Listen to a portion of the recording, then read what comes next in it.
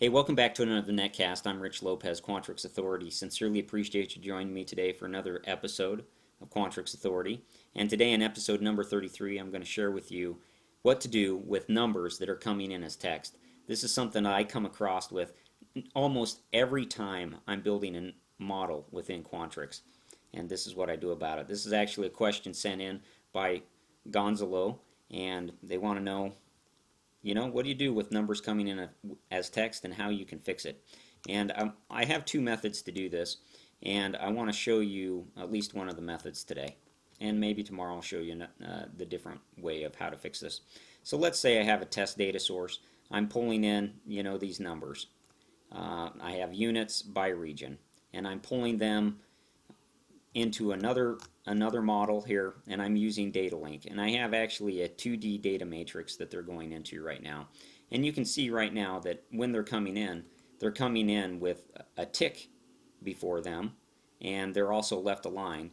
And anytime a number is left aligned in Quantrix, that kind of tells me that, it's probably text. And then as I double click into it, I see that text, or I see that tick, and I know it's text. Also, if I go ahead and I were to sum these, you can see down here in the corner that it actually sums to 0. That's not very helpful.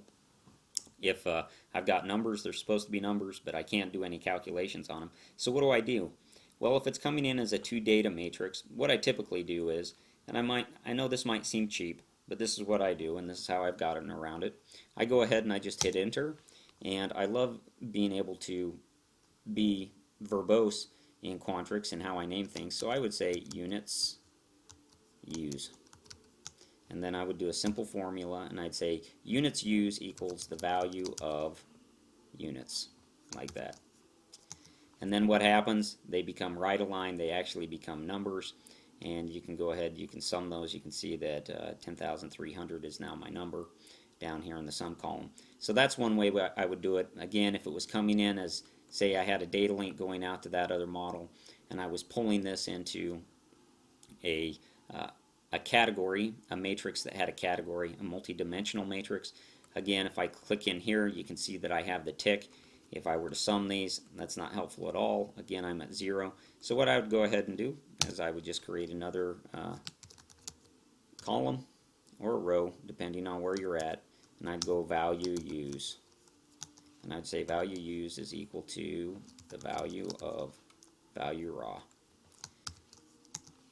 And then that way, any lookups or any calculations, I wouldn't use value raw. I would go ahead and use value use.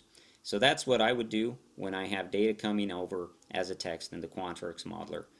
I hope that helps you out, Gonzalo. If you have any questions that you need answering about Quantrix Modeler, feel free to reach out to me at quantrixauthority@gmail.com.